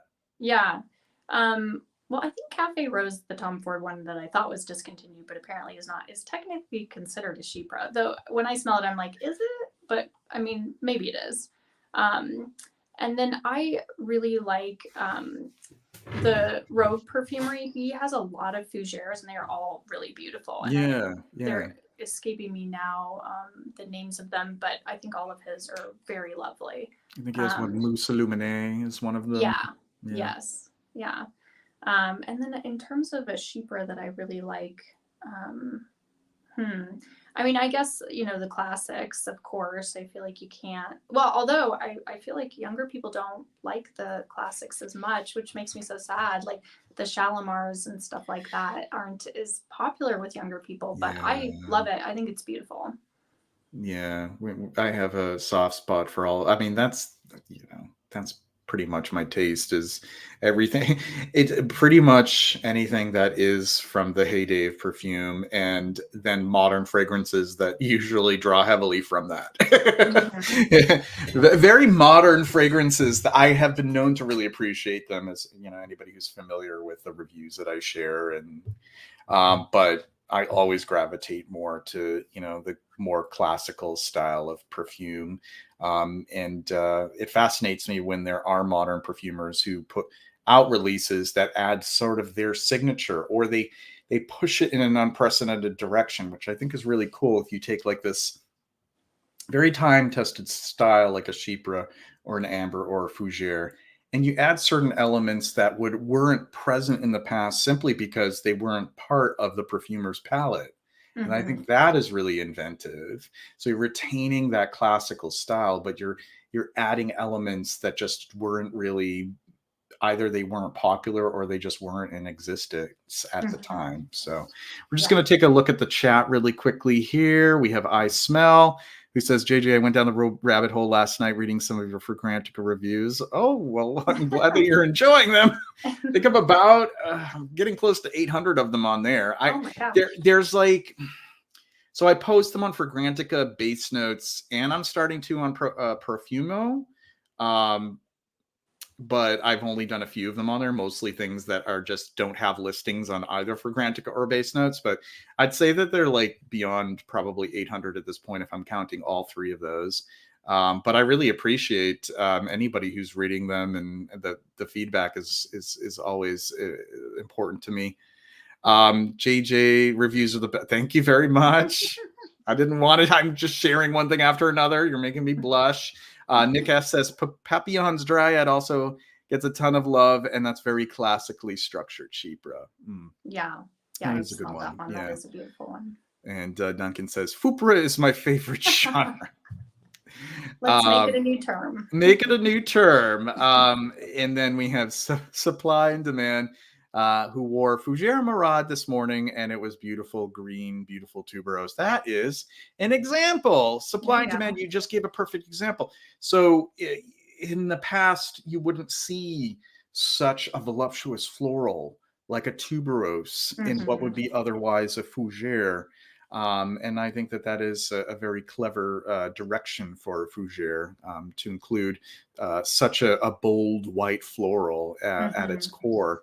Fougere L'Homme is a pretty unique one from Rogue. That is another example. Just Ed Light has another question here. Having worked with materials for so long, do you ever find yourself gradually becoming more sensitive to certain synthetics in modern commercial perfumes or scented products? Interesting. I can answer that too. But Whitney, do you want to tackle that one? I think, and maybe it's because I'm like JJ and I like the classics, but a lot of times when I smell like, the perfumes that are really popular and everybody's wearing, I guess they all smell the same to me, and I smell either ISO Super or Ambroxan, and that's all I smell. And I like both of those ingredients, but to me, I start to be like, that's all I can smell. And maybe that is because I don't know synthetic ingredients as well, except for, the handful that I have studied. Right. But yeah, I think it's more just kind of an exposure thing to them. But then also, JJ, don't you think that a lot of people use those ingredients kind of in heavy doses? Yeah, they do, and I have a lot to say about that actually. So I've mentioned this in previous live streams, but I don't think that any of these are inherently bad at all. I think that ISO Super, when used in what I call a principled manner, the way that maybe those who developed the ISO Super as a perfume material had probably intended, you can see how it does have this spectacular effect in creating cedar and vetiver notes that bloom in conventional perfumery. However, I feel like that is one of those that ends up being sort of a crutch for perfumers because they know it's proven to create sillage and projection. A lot of these have a fixative value, so what the consumer wants, the consumer will get, at least in terms of these very functional expectations from a fragrance. When people are talking much more about how it performs rather than how it smells, I think that the producers of perfumes they pay attention and they respond to that. So we have these things like ISO Super and Ambroxan and Amberwoods and Cashmeran and you name it, that originally were intended to enhance, but then we're finding them kind of overtaking things. There are so many times in modern perfumes where it has such a showstopper of an opening, and then that's exactly what reels the consumer in. Like, ooh, this smells beautiful. I love it. I'm buying it. I'm not even going to give it a test run, and I believe that people should be giving things test runs. Agreed. They buy it, and then they realize it just dries down to Amberwoods and Ambroxan and ISO Super and very fuzzy stuff. And to add to Just Add Light's question, as far as sensitivity to certain synthetics, I find that I have a sensitivity to excessive amounts of those, actually. I'm an asthmatic, and I'm an asthmatic who studied perfume, worked with perfume materials, have worn all different kinds of fragrances. And the ones that get to me the most are the ones that are really heavily overdosed with these materials. I think it's just too much for my body. So it's not even so much like I'm repelled by the smell. It's just like it's a sensitivity thing. So yeah, that's my response to that. But like I said, like I don't dislike any of them. I think that there's some fragrances that really do some wonderful things with these materials. There's just one that I reviewed today from Chabot Parfums, Eumétique. Eumétique has in its dry down this Ambroxan, and it's an Ambroxan with myrrh. And what I think is brilliant about the perfumer who composed this is they knew that myrrh and that Ambroxan together would fix the anise at the top note, and would have it dry down all the way to the base. And I think that's genius when perfumers can realize that. That's the kind of stuff we were talking about earlier. Junkie Sense says, love Dryad. Catch My Whiff says, I just think younger people don't have a teacher, so to speak, in the fragrance experience. But we have people like Rachel. Isn't that incredible? That she has really this cool for, that she does that. Isn't it? Yeah, I love it. And I wish I had that in high school. I know. I know. I think that there's so many things that I think should be added to curriculum for primary and secondary students, and I think an appreciation for the arts and crafts that are for all the senses, including the scent of Mm-hmm. smell. We have things like home ec, and we have things, obvious visual art is really emphasized. I mean, it could be even more so, but that. And I think that that's just a very incredible a contribution, and hopefully more teachers. I mean, I want to find out if other people in the community are teachers and they can catch on to what Rachel does, and it starts to gain momentum. That would be really cool.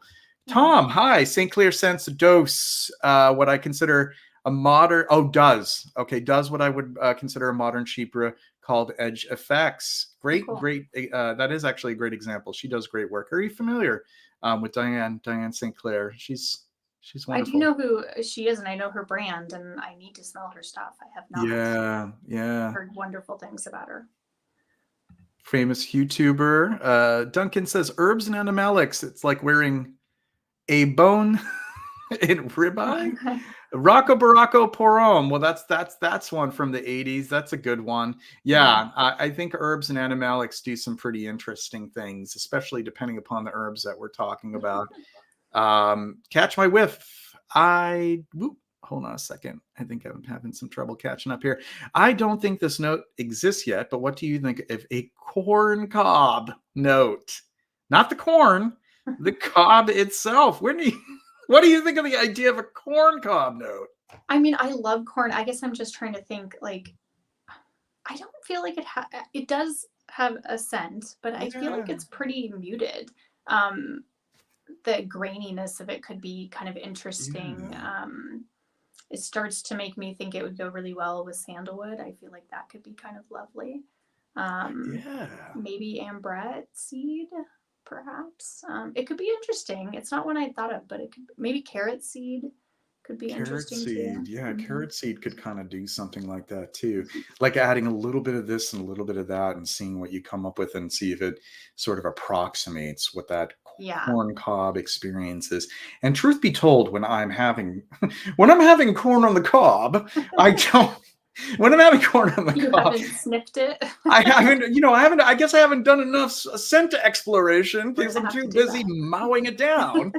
But I think I know what he's referring to. Yeah. And now I kind of want to have a corn on the cob and really pay attention to what that cob smell is. Yeah, that's a good question. Or you know what else? Like maybe the what am I trying to say here? Like the corn tortillas. Like maybe that is kind of also the scent you'd be going for. Corn tortilla. This is one of those things where I think it's a matter of perception and one's own nose and olfactory receptors. There's this beautiful orange blossom centered fragrance called Civi à l'eau that is composed by Bertrand Duchefort for L'Artisan Parfumier, unfortunately discontinued. And I don't smell this, but when I was reading the reviews as I was writing my own, literally half of the people who smelled it said that they got a corn tortilla note. And for the life of me, I'm not getting that. Where are these people getting corn tortilla? But I guessed whether it's deliberate or not. I mean, whatever is reminiscent of corn tortillas is showing up in perfume. Just Add Light says, wonderful reply. Thank you. And thank you, Just Add Light, for the question. All right, just catching up a little bit more here. Flavor Sauce is adding her little corn cob with a giggle. Celery seed. Yeah. I kind of like, what do you think of celery seed, Whitney? I kind of like the idea of using it. I kind of like it too. I feel like it makes me think of carrot seed essential oil in the sense that you can't use a lot of it, I feel like. And I haven't really worked with it a lot, but I do kind of like it. I think it could be interesting as a top note for sure. I think it would be good for those kind of crunchy, almost greenish kind of florals. Like I'm thinking things like maybe like hyacinth. You could add which would be an interesting challenge because that's another example of like a flower. You can't get any absolute or anything out of hyacinth. But if you were to put together like a hyacinth accord using naturals, celery seed, and galbanum. Definitely I was galbanum. just gonna say that. Yeah. Yes, galbanum for And sure. when you see a lot of perfumes that have a notable hyacinth note, it always has that galbanum as well. It's like Hmm. it's indispensable for putting together a hyacinth accord. And my my strange ass has smelled the cob. Yeah, no, it's not that strange. We, as people who like to smell things, I'm smelling weird things too. Yeah. You know, like I'm always fascinated. When I take walks in the woods or in like sanctuaries on trails, I'm always figuring out what things smell like, and I'm Yeah. sure you That's know part of the fun. it is, and that's Mhm. observing your environment is such an important part of strengthening your nose. Mhm. You know, when you're I'm always smelling different flowers to see if first of all they do have a scent, and when they do, sometimes I'm kind of shocked. Like you were mentioning earlier, and this is a great topic. You were mentioning earlier how people tend to think irises don't have a smell when they most certainly there are a number that do. And there are other flowers that are like that, where it's like I'm Mhm. kind of shocked. Like there are varieties that have a scent. There tulips. Like people Oh yeah. don't think tulips have like there are some varieties that definitely have a scent, and it's kind of like Mhm. this waxy citrus kind of it's kind of hard to explain, like almost like irisy cosmetic-y kind of smelling too, Mhm. like tulips do, and there's some dahlias that do, and that was a real Yeah. shocker to me. That is interesting. I didn't know that. Yeah, yeah. And I smell everything, sometimes embarrassing myself. Now, I kind of I'm kind of past the embarrassment part. I You kind just of accept just it. I just accept it. If people think Yeah. I look like weird, I'm like, well, I am an eccentric, so I've identified myself as such. Yeah. John is here again. I'm catching up to the chat here. I read a very interesting passage in a book about perfume making that a noted perfumer in the 1970s and 80s said that his secret ingredient for many perfumes was celery seed. Wow. Good tip, John. That's I awesome. think I Didn't know that. remember reading that somewhere too. Do you know who the? Are you going to tell us who the perfumer is, or do you not know Was it who it was it Edmund Rudnitska? is? Mm. Well, he wasn't working as much through the 80s, but I kind of feel like it was him. John, if you remember who it was, because I remember reading that somewhere recently too. I could have read it in the was it the book? Hold on a second, if you just bear with me. I think I have the book here. I don't know if it was in this one, Atlas of Perfume Botany. This is the Jean-Claude Elena. I'm just trying to remember where I read it from what book I read it from, but yeah, there's secret weapons like that. Do you have any sort of secret weapons? Well, they wouldn't be a secret anymore if you're sharing, but I'm not do going to you? tell you. I just caught myself. But without telling me what they are there these certain materials that you add just a little bit of, and it's just sort of like it makes it your signature? Because I imagine a lot of perfumers do that. I don't think I have the like traditional DNA that a lot of people talk about Yeah. with my line. Like I very much have. My husband says you have something for everyone because I do really have like a variety of different fragrances Mm. because I like to have the challenge of doing something different with each one. But I will say what I think is a secret weapon, and I'm okay sharing it, is that I will use not only like the essential oil version of something, but also the absolute version, and Mm. then also the CO2 version. They often smell very different. Yeah. And sometimes the CO2 version will have this ability to kind of extend all the way through the base notes, which is wonderful. And then the other thing that I will do is like different regions. So like Mhm. I will use an osmanthus that's from France as well as from China and mix them because I like what they each bring to the table. And then I will do that same kind of thing with rose as well as orange blossom or neroli. So to me, that's kind of the way that natural perfumery can be interesting, is that you can really get different scent profiles from different ingredients depending on Mm. extraction method or region, which is really cool. And I like that. I kind of like seeking out different regions and different extraction methods for that reason. Yeah, yeah, and that is smart to experiment with the different extractions, combining the essential oil with the absolute and the CO2.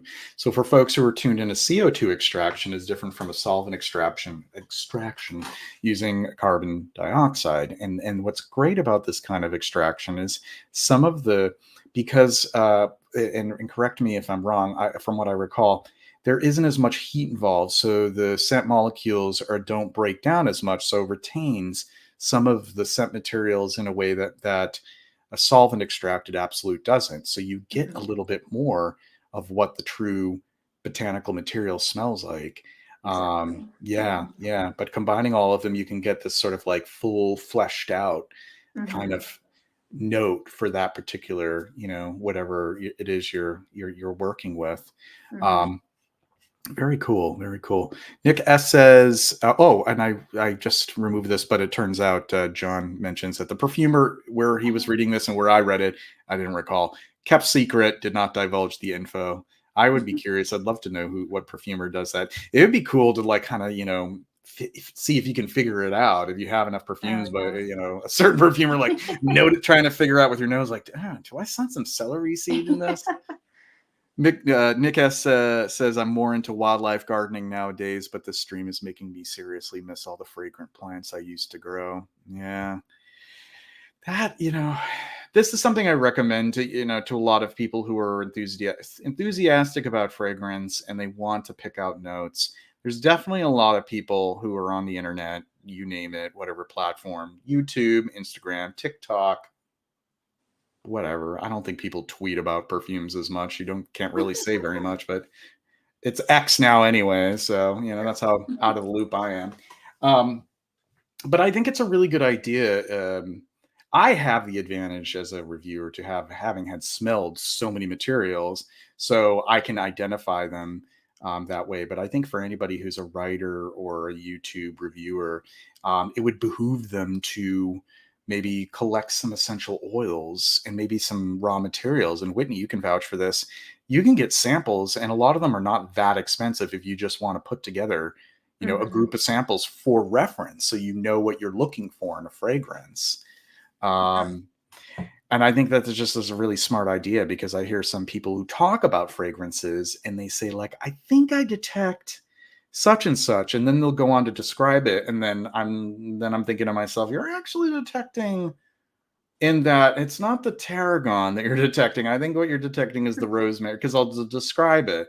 But I think it's a really smart idea. Not you don't necessarily have to be a budding perfumer to use perfume materials to sort of examine what certain notes smell like. Hmm. Yeah, I agree with you. And this is a little different, but kind of in that same direction. A lot of people think, and probably not anybody watching your podcast here, but a lot of people think that the notes list is the ingredients list, and that's really not true. Yeah. And so sometimes something that's on the notes list, it's more kind of their impression of it. And so people might be like, "Oh, I don't like this particular note," and it's like, well, because you smelled it in one thing doesn't mean that you smelled Right. it in everything, right? And so yeah, I think the idea of smelling different ingredients and acquiring samples of them to just kind of study them and understand them is a great idea if you're someone who's really into perfume. Yeah. Yeah. I recall there was a point when I was blending and I thought I was already ready to make bespoke perfumes for people before I even, fully understood what I was doing. And I was interviewing people and asking them what they liked, what they disliked, what notes they didn't like. But I would ask not only what notes they like or dislike, but also perfumes that they wear. And I can't tell you how many times somebody would say like, I don't really like rose, I don't really like patchouli. And then when they would list what they wear, You're there like, would that's so be much rose and patchouli in that perfume. exactly. Yeah, yeah. So it just goes to show you that you can't really write off a particular note because like you said, it may show up in the notes pyramid, but it may not be like a very prominent note and may be Hmm. working in the background to create, to people treat these note pyramids as if they're like gospel. They're like a Hmm. guide. They're not gospel. It's sort of to kind of give you a rough idea of what to expect. But most of the time, like perfumers, when you have a lot of different notes, a lot of those notes end up being these supporting notes that don't really stand out as much. And then you'll have like maybe 3 or 4 notes that really are the main cast rather Mhm. than the supporting cast. Um, seems to be this. Oh, this is good. Okay.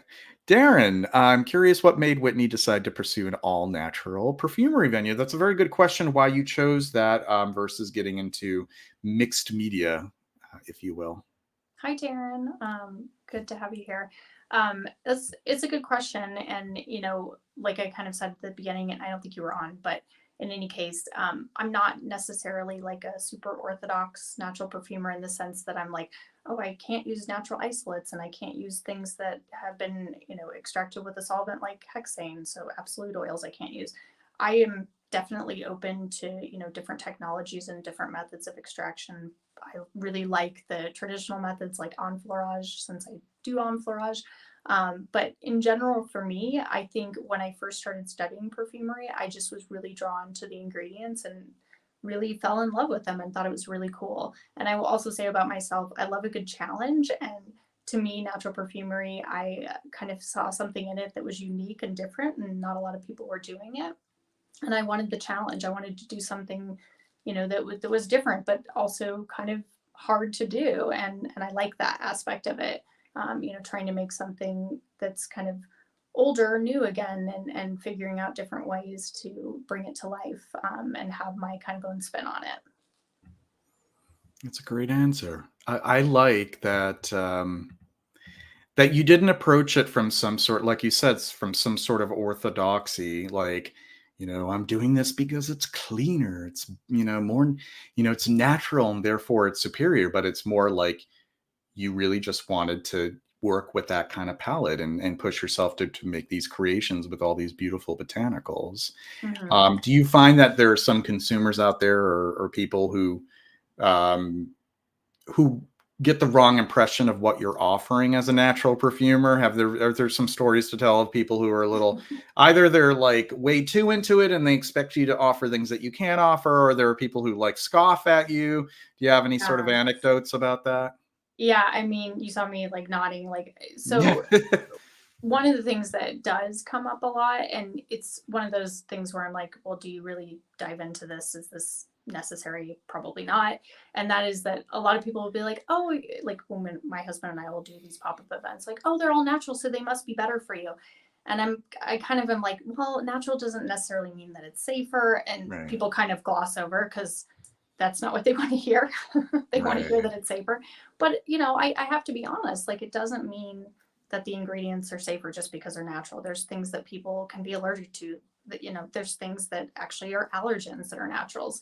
And the same is true for some synthetics. Like, there are some allergens that are synthetic. So it's just not a clear cut answer, but people want it to be. And so that is kind of a challenging thing where it's like, I know you think this, but it's actually not necessarily a thing. And the other thing with like clean that you mentioned earlier, like, it's not a regulated term. And so this idea of clean being better is kind of like, I wish it wasn't this marketing term that is out there in the world, but it is.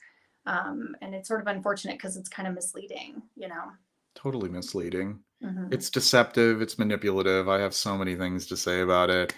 And one of the things I find to be insulting to people and their intelligence are those ads where they say, "We don't put anything in our products that you can't pronounce." And it's like, how does that marketing team decide what somebody can and cannot pronounce to begin with? And by the way, if you were to read the botanical name of something, there's a lot of botanical names that you can't pronounce either. That are tough to pronounce, right? Right? So yeah, that I don't think that that's a really, effective advertising tactic at all. I think it's an insulting intelligence of people, and also it's insulting to people who may have difficult to, you have people who have learning disabilities and people who are dyslexic have just trouble like pronouncing things in general. Like, True. it's just such a cheap way of doing that, and also,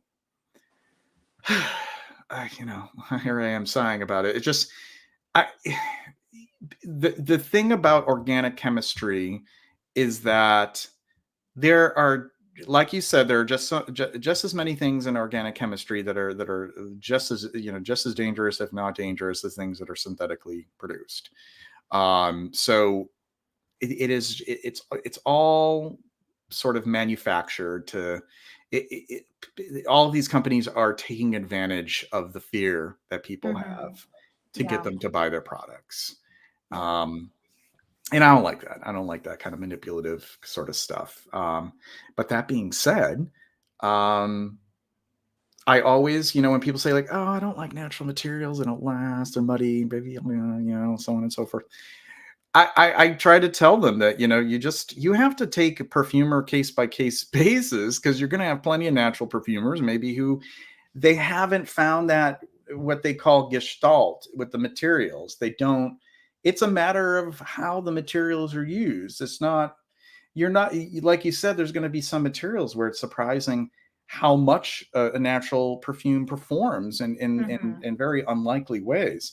Which brings me to this, besides the obvious things like, your natural fixatives like vetiver and patchouli and sandalwood and labdanum and so forth, what are some other natural materials that you find actually do have a substantivity that surprises you when you work with it? Yeah, I mean, you named a lot of them. Obviously, oak moss is one as well. I think, in combination with some of the other kind of amber ingredients, like benzoin can be one that is a good extender, albeit it doesn't have a very projective scent on its own. But it can be one that is a good extender, I find. Yeah, I mean, it's tough because we just don't have a large palette of ingredients and base notes specifically to work with. So it ends up being kind of the ambers or ambery notes, resins, things like that.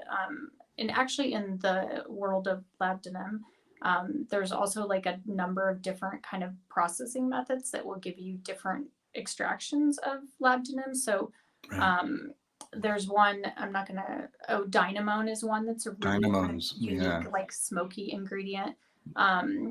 There is another one, I think it's called hydrocarbon resin. Okay, yeah, I wasn't going to pronounce that correctly. Love it. But yeah, really kind of unique ingredient that gives a different facet of labdanum, which I really, really like. Yeah.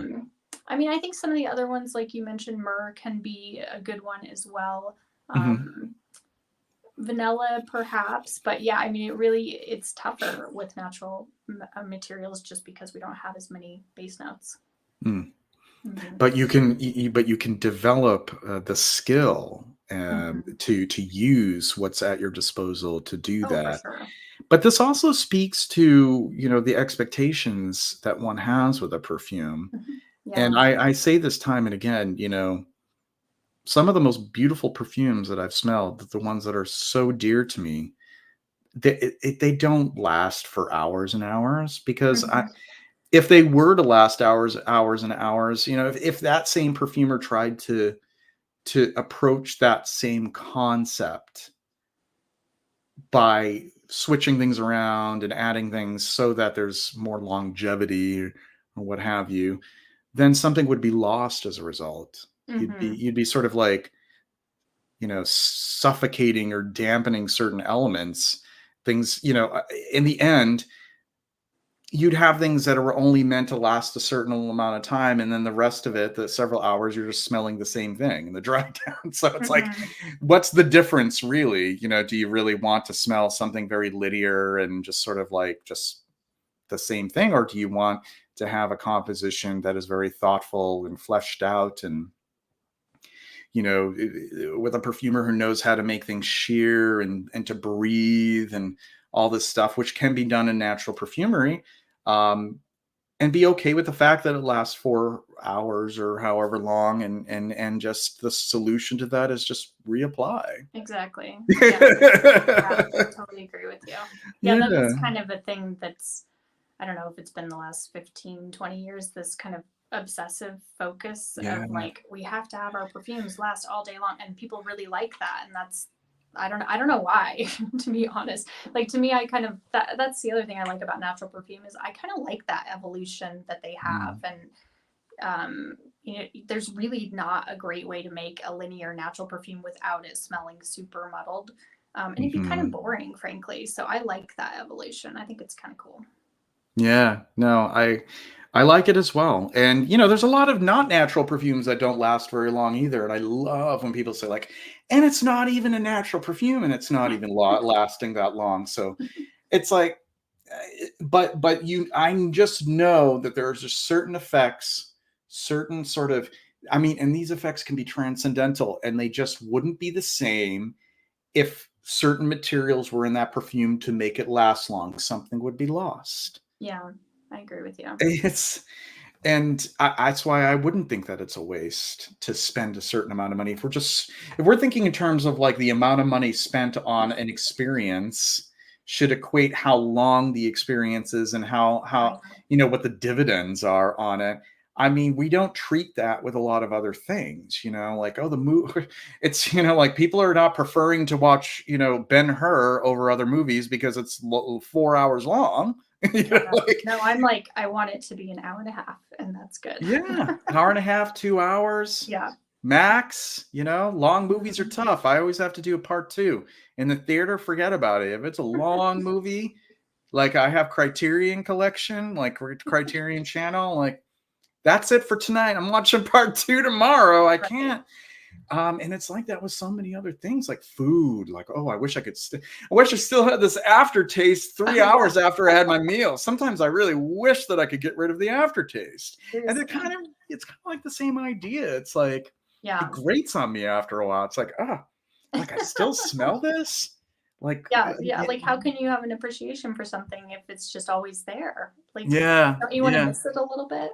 Yeah, and experience it from the top notes again. Right. Yeah, exactly. People complain like a song. People complain about, oh, I wish the top notes lasted longer. They're the top notes, my friend. They're not supposed. They're not if they were lasting longer, they wouldn't be top notes. Exactly.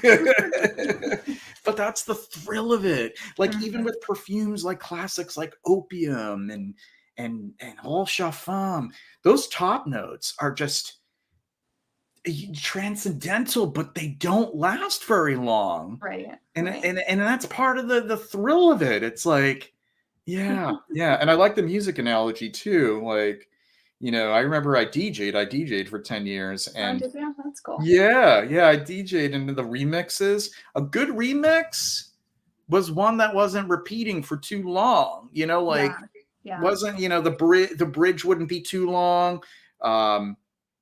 They wouldn't repeat a theme too often. They wouldn't repeat a vocal sample too frequently, because then it gets repetitive and people are like, move on. I mean, unless you're hanging out at a techno club, I guess, right? Well, that's different. That's like techno's different. Techno, they have like a certain knack of like getting somebody into sort of this like hypnotic state. Right. And that's kind of cool. Yeah. That's kind of cool. But there are some like more house tracks where it's like, I can only hear the same wail and the same drum fill. Like, I'm going to get back to the chat here. Just a second. Just a little behind. Oh, Duncan asks, have you heard of Living Libations? The brand Living Libations. Yeah. Out of Canada, I think. Yeah. I think I've had a few things from them. I had like a hops absolute. Yeah, they do sell ingredients. I haven't bought anything from them, but I checked out their website a couple times because they do have some interesting ingredients, if I recall. Yeah, and they have like some cool like pre-blended stuff too. I love I don't know if they still use it, but I love the Bauhaus font that they use like on the labels. Kind of like a little nifty kind of like multicolored lettering and everything. Kind of like a cool presentation. Catch my whiff. Wearing naturals, I've learned that they don't always last as long as the mainstream, but they can smell every bit as good or better, in my opinion, as they definitely are more interesting to me. Yeah, I agree that there's some examples where it's just, this could not be captured the same way in conventional perfumery. I really believe that. And that's, somebody who, like most of what I do own and appreciate is, mixed media, but a good, talented natural perfumer can really offer something really compelling and beautiful. Manginosis, good to see you here at sort of the tail end of our stream here. Catch My Whiff says, Love to respray, so I only want 5 hours. Nice. Very nice. Trance. Yes. Trance. Yes, Trance. that's what I meant when I said techno. Trance. It's Yeah. sort of like a subgenre, I think, of Yes. techno, trance Mhm. music. And I remember, after hours and the trance music, and most of the people are also under the influence as well, which also helps with kind of locking into that. True. I was I was the sober one, and well, not real. Well, I would still drink, but I was that would be it. Right. And when you're drinking, you want to kind of be a little bit more roused up and stuff. So I couldn't deal with trance music for longer than an hour or so. Manginosa says, speaking to Darren Allen, thank you for making absolutely beautiful fragrances. I agree with JL. Hikate is truly remarkable. I actually really enjoyed Violeteer. Rachel was kind enough to send me a sample of that, and I would love to write more of like a proper review of it, because I think that it was great how you were able to bring out some of the nuances of it in a natural medium that was surprising. And you at least for that one, and I'd love to smell more of your work, at least in that one, I was just so thrilled that you aren't a natural perfumer who falls into the trap of things being a little muddled or muddy, as people explain. You know how to allow the materials to breathe and what you use as far as the materials, and just makes for a really beautiful experience. And you're welcome. And I do want to do a proper review of that in the near future. We're at 8:57 right now. Whitney, just stick around with me for a few minutes backstage, because that means we'll just be offline. We won't be live, and we can chat a little bit more.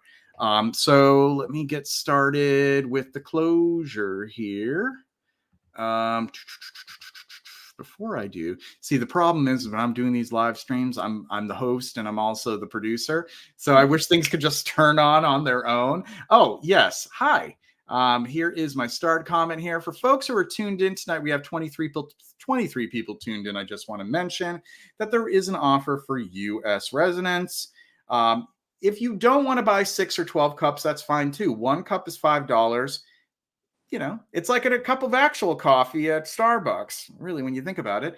You can contribute. There is a pinned link in the chat. So if you want to buy 1 or 2 or 3, if you get up to 6 cups, that will get you a sample pack out of the many samples. Oh, I don't have the bags of samples I did the other night, but I have many samples to choose from. And I can send that out to you. 12 cups get you 4 a full bottle. I meant to write bottle there. Full bottle grab bag. 4 full bottle grab bag. I have a lot of doubles. I have a lot of extra perfumes. These are not perfumes that I think are crappy and I want to give them away. They are great perfumes, but I have a surplus of things at this point. So I'm willing to give you 4 full bottles in a grab bag, plus a sample pack. That would be for 12 cups. US only, please. Sorry, I can't ship outside of the US at this time. But check out my website, buymeacoffee.com/Joseph Kolb P. All right, let me bring in the theme music because we're going to start shutting down here soon. We only have a minute left. So that was another great Effluvium stream. Just stay tuned because we're going to actually have some great guests coming up.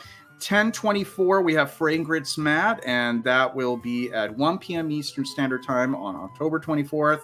November 9th, we have Joseph Cartana of Cartana Fragrances, Cartana Perfumes, and 6 Cents. That will be a November 9th stream, and check that out. That will be November 9th, 3 p.m. Eastern Standard Time. And then November 21st, we have Stefan Matthews and Chester Gibbs, 3 p.m. Eastern Standard Time. So those are our guests are coming up. And if you're not already aware, we are running every other week. So last season was every week, and that was a little tough for me to keep up with. So every other week we do the Effluvium stream here. So check those out in the coming weeks. We're going to take a look at the chat very quickly. I'm going to bring back the both of us here. And Catch My Whiff says, thank you for this. I found 2 new houses tonight. You have to check out Darren next. You have a great night as well, Darren. Thank you very much. Just Add Light. And are you still in session? We are for just another minute. We are going to have this archive per usual, so check that out. And it's perfectly fine, Claire. Thank you so much for your for your continuing support. It's much appreciated. All right, Whitney and I are going to sign off for now. Thank you so And much for having me. Of course, this has been an absolute pleasure. So we'll just chat a little bit in the backstage. Won't be very long. Won't keep you up too late. And everybody else, check things out in the next couple of weeks. We'll have the next Effluvium. Next week, I'll have my first video in 5 months. That will be premiering next week. Take care, everyone. Have a good night. Bye. Bye.